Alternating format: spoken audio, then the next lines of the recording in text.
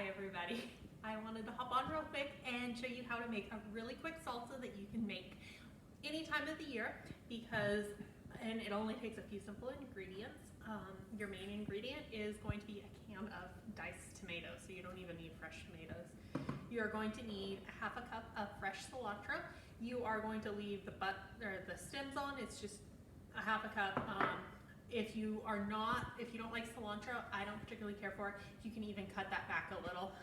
You're going to need some fresh jalapenos that have been seeded. You can use anywhere from half a jalapeno all the way up to 2.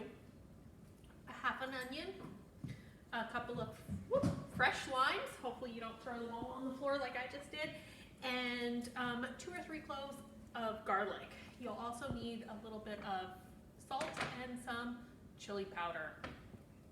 So to get started, you are just going to take your cilantro, and like I said, the recipe normally calls for a half a cup. I don't like a lot of cilantro. For me, it's a little overpowering, so I'm only going to put in just a little bit.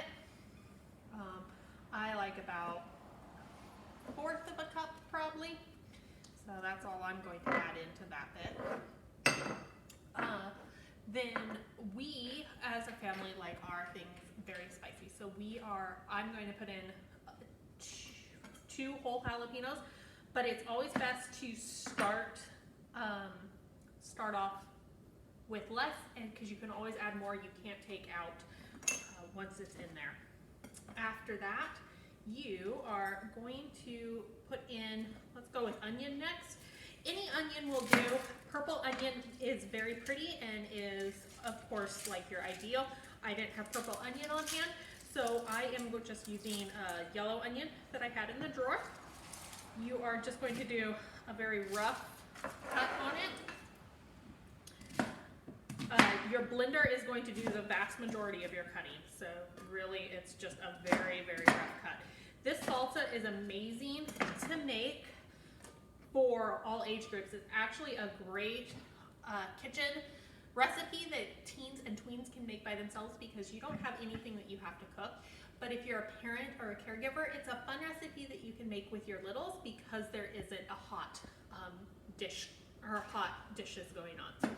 Next, you need to add in about 2 cups of lime juice. If you don't have fresh limes, you can always use bottled lime juice. I have fresh limes on hand, so I'm going to use that. A little trick to get a little more juice out of your lime is to push down and roll your lime around on your cutting board. That breaks the lime membrane down and really helps you be able to juice the lime. Now, it's 2 tablespoons. I'm not measuring out tablespoons. I am just gonna put in 2 full limes. It's not precise. You can do less or more because you can always add more later. So, let's not throw the whole lime in there. You don't want to put the skins in. You really just want the juice. So, juice it up. This is also the fun bit for if you're doing this with littles, to let them be able to roll the lime around to break the membrane down and to also squeeze the lime juice in. So, as you can see, we're using a lot of our hands. So you want to make sure that you have washed your hands very well before you start this process. So next you're going to put in 2 to 3 cloves of garlic. My family, we like garlic, so I'm going to put in a full 3. You need to peel your garlic cloves. You can't just put them in whole like this. A quick trick to be able to peel your garlic easy is to lay your knife or a spoon down on your garlic. Take the flat bit and just smack it until you hear it pop.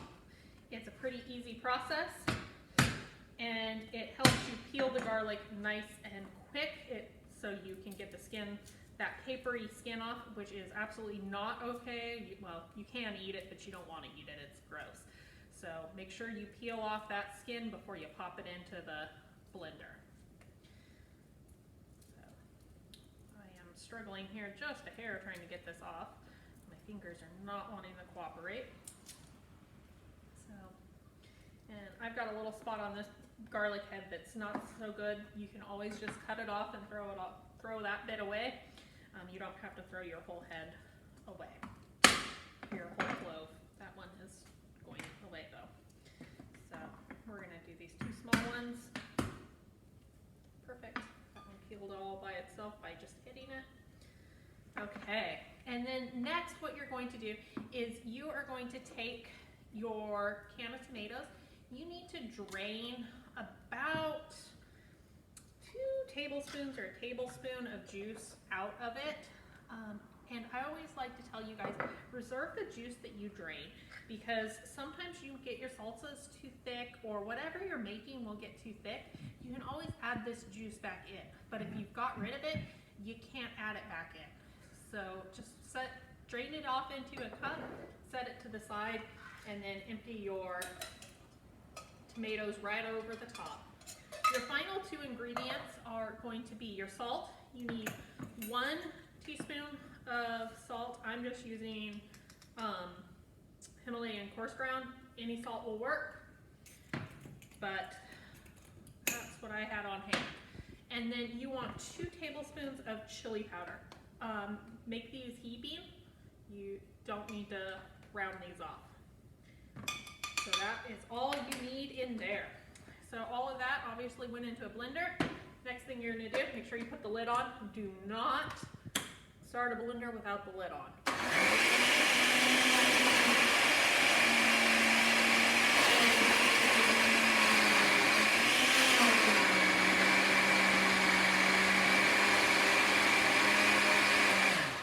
Okay, and quick little blend. As you saw, I had to shake mine a little. If you put your tomatoes down first, sometimes you don't have to do that. So it's really kind of a hit and miss game on whether you have to give it a shake. If you don't have a blender, you can use a food processor as well. So, and that is a really quick, easy homemade salsa that you can make. If you taste your salsa and you decide it doesn't taste right, add a little bit more lime before you add salt. Because remember, you're going to eat it with a salty chip. Enjoy, everybody.